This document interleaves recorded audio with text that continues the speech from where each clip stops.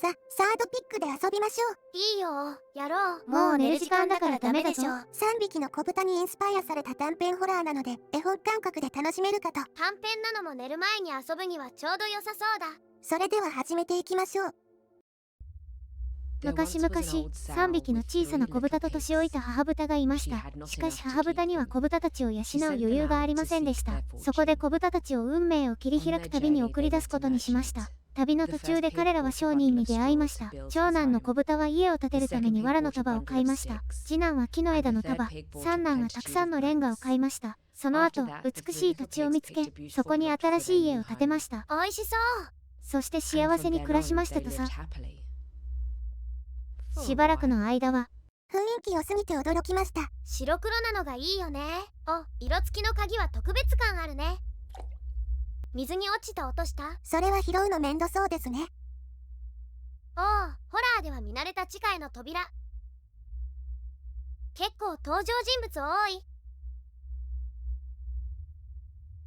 きちんと挨拶もせずにすまない。私はひどく内向的な人間でね。これまでの人生で私は様々な肩書きと職業を持ってきた。大工、医者、木こり。だが人生は私を本当の天職へと導いてくれた。そう、肉屋にね。命を奪い、それで自分の命をつなぐ。それには妙な魅力があるんだ。残念なことにこの辺りでは上等な肉が手に入らない。そこで登場するのが私の相棒、ミスターウルフだ。彼は最良の獲物を嗅ぎ分ける。上等じゃない肉は彼に譲っている。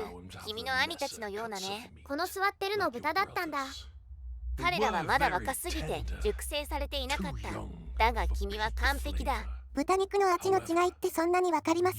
味も匂いも違うからいい肉かはわかるよ。もちろん君もとっくに焼かれていてもおかしくはなかった。でもね、ウルフはただの殺し屋じゃない。そう、彼は芸術家さ。彼は遊び心のある挑戦が好きなんだよ。そこで私の大工としての技術を使い、君の美しい土地を死の罠に作り変えておいた。これがウルフに見える。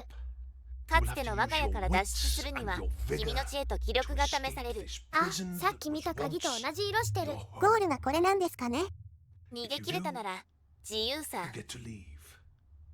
逃げられなければ私のまな板の上で本来あるべき場所に落ち着くことになる。兄弟と同じところに行けるね。見方によっては幸せ。頑張ってくれたまえ。ウルフには勝てなくても人間相手になら勝てそう。豚じゃ無理でしょ。いや、この豚なら勝てそう。丸焼きになってた兄弟とサイズ感違うのが最初の謎だね。画角でわかるだろうけどラジコン操作だこれ。古き良きホラーゲームの動きですね。良きかは賛否あるよ。明日を迎えられない見知らぬ他人にどうしてわざわざ手紙を書くのか不思議に思うかもしれないね。私も時々そう思う。ただ理由は単純でね。私が選んだ生き方はどうしても孤独になりがちなんだ。ウルフは無口だし、私は他人を信用できないたちでね。もう誰とも話せない相手にだからこそ安心して吐き出せるってものさ。悪くない気分だよ。君と君の兄弟たちのことはしばらく前から遠くから見ていた。君は立派だったよ。こんな運命を背負わされる言われなんて本来なかったはずだ。できることなら君の兄たちのようにあっという間の死を与えてあげたかったけど、ウルフには彼なりのやり方がある。彼は弱い者には目もくれない。狙うのはいつだって強いものさ。他とは違う。彼は特別なのだよ。仲良しなんだね。肉屋とウルフのカップリングはメジャーですしね。そうなんだ。家を把握する前に家の鍵手に入りましたね。行ったり来たりしなくて済むね。お、ココナッツ？大きなストーンエッグがある。中は空洞のようだ。ほえー、暗くて見にくい。井戸の底に何かキラリと光るものが見える。コレクトエスケープゲームみたいだ。脱出しろって言ってましたしね。リンゴ？投げアイテムか回復アイテムか。赤いロックがされてるのは赤い鍵が必要なんでしょうね。トイレ？耳が死ぬ？虫の羽音的に汚いトイレなんでしょう。視界的にハイド場所だと思った。場所を覚えておきます。電動スイッチの類はなさそうですね。気になるものいっぱいだ。お茶が飲みたいな。飲むのに何が足りないの？カップか火だろうね。豚の丸焼きのレシピ。体毛は湯通ししてこすって取り除く。その後内臓を取り出し、鼻孔と耳をよく洗い、全身を水洗いする。足は第一関節で切り落とし、皮を緩めてひっくり返すように丁寧に剥がす。これ本当にただのレシピなら読まなくてよくないです？兄弟のその後を説明してくれてるんでしょ。そっか。わあ、攻撃が激しい。リンゴが回復アイテムになってたから即死はないと思われる。狼と豚の足の速さに違いはないんですね。現実的だね。レシピの続き読みます。このタイミングで頼んだ。次に詰め物を作る。セージを 0.5 オンス、下茹でした玉ねぎを2個、それぞれ細かく刻む。そこにパン粉1カップ、良質なバターを4分の1ポンド、気づかれない。カイエンペッパーと塩を加える。トイレ切れ目をが臭すぎて丁寧に鼻に煮合わせたら強火で頼れないのかも。しっかりとローストする。最初は塩水で、次に新鮮なバターかサラダ油をたっぷりとかけながら焼く。皮がしっかりと色づき、パリパリになったら焼き上がりの合図。仕上げには油の少ない牛、または子牛のグレイビーソースにレモンを一絞り、お好みで詰め物の一部をソースに加えてもよい。お腹が減ってくるね。この主人公って豚は食べられるんですかね？雑食だからいけるかもね。メモのペースちょうどいいですね。医者になるなんてずっと嫌だった。世のためにいいことしてるつもりだろうが、実際には自分の健康の価値も分かっちゃいない連中の命をただ引き延ばしてるだけだろうが、もっとも今の仕事にはその時身につけた技術が役に立ってるがね。もし戻る職業を選べるなら多分木こりを選びますね。文明から離れた暮らしというのは私に大きな影響を与えてくれました。まあいいことなんて長くは続かないものですけどね。木こりをやめた理由が気になりますね。ティーカップだ。飲みに戻りましょうか。開かない場所ばっかりだし、そうする。この音で狼に居場所バレちゃうと思います。一度くらいはやられるのも一興だよ。お茶の中に鍵が沈んでいる。いただき。色がついてないのなら2階のレコード下の引き出しですかね。コンパクトな作りしてるから分かりやすくていいね。おっと、逃げなきゃ。逃げるのも簡単だから遊びやすいよ。ラジコン操作なのが難しいんですが、それは積んだ。動けぬ。意外と耐久力あるな。豚のイメージ通りです。サバイバル系として遊びやすい、耐久してて嬉しい。惨殺された。リスポーンはどこから？楽。初めからだったのでアイテムを回収して同じことをしてきました。1分かからなかったね。はめ技じゃないか。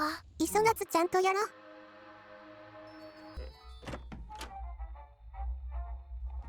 お茶に混入されていた鍵はここで使うので合っていたみたいです。で、ハンマーね。戦えるようになったってことです。いや、打撃武器は鉱物を割るものだよ。どこの世界の常識なんです、それ。赤い鍵ですね。お使い感出てきたね。鍵を使って小屋へ。小屋の中でメモとワイヤーカッターを入手。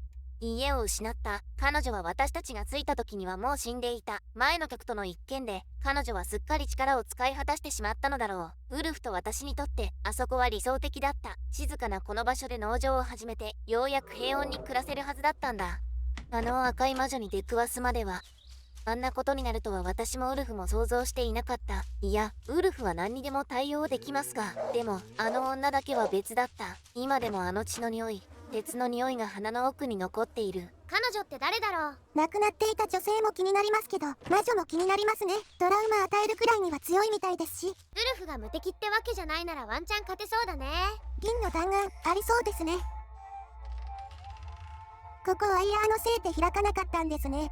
必要なものが鍵だけじゃないの。少しだけワクワクするから好き。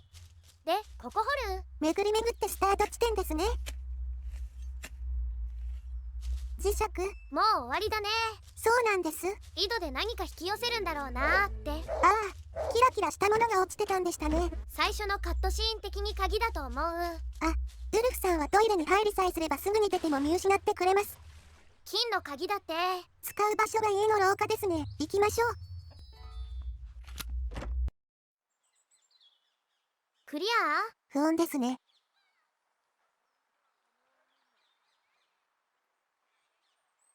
最初の人、出迎え感謝です。いいえ、これ挟み撃ちにされてるのでは？わ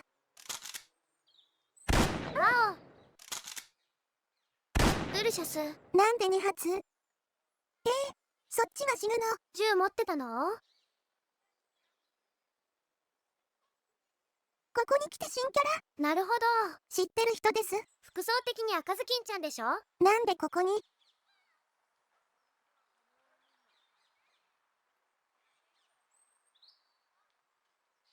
話せば長くなるわ。赤ずきんちゃんじゃなくて赤ずきんさんだ。それはまた別のお話。語ってくれないの？そっちのお話も知りたいよ。本当に終わっちゃった。狼が敵というのが共通してますし、追いかけてきたとかですかね。倒せてますし、道中のメモにあったウルフが唯一対応できなかった魔女さんはこの人ってことです。過去の赤ずきん編とこれからのお話も見てみたくなるね。次回作に期待ですね。今回はここまでです。次もよく眠れるような物語で会いましょう。それでは、おやすみなさい。ささらにいいね付きを提供してくれたお礼に、このゲームの価格2万をつけた金額を支払ってあげよう。これ0円なんですけど。コスパ最高だね。最高ですけど。